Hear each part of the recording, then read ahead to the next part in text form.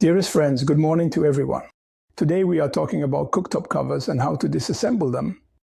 So let's take a look at this cooktop with the Hotpoint Ariston cover. To remove it, simply grasp the cover by the side edges and pull upwards with a simple motion.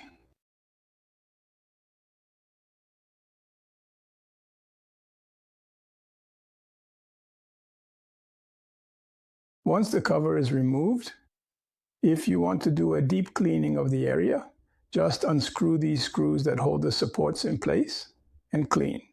And then to reassemble, so now we can reassemble it, what you do is the reverse. So you take the cover in a vertical position. You insert it into the supports.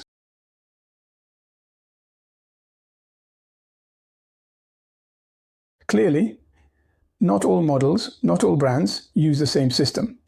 But let's say the system is more or less similar. If you have purchased a cooktop without a cover, since the trend today in some cases is to eliminate it, and you want to add, indeed, a cover to your cooktop, but first you need to check if the cooktop is prepared for it. So if it is prepared, you will find here where there are currently the plastic cap fittings. So once the plastic caps are removed, it is possible to install the cover and all the accessories needed to mount it. You will find in the package of the cover that you are going to purchase a recommendation on T to preserve the cover.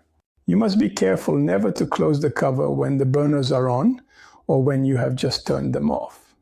When the burner is still hot, in fact, manufacturers place this logo on the cover itself to remind you of this very thing, that is, not to close the cover with the burners on or when they are hot. Otherwise it can break. Another thing we can add to preserve the integrity of the cover is to never bring pots that are too hot close to it. In fact, the manufacturer has placed a small burner closer to the cover, because here you will surely place small pots. Dear friends, goodbye to all. We hope this video can be useful to you.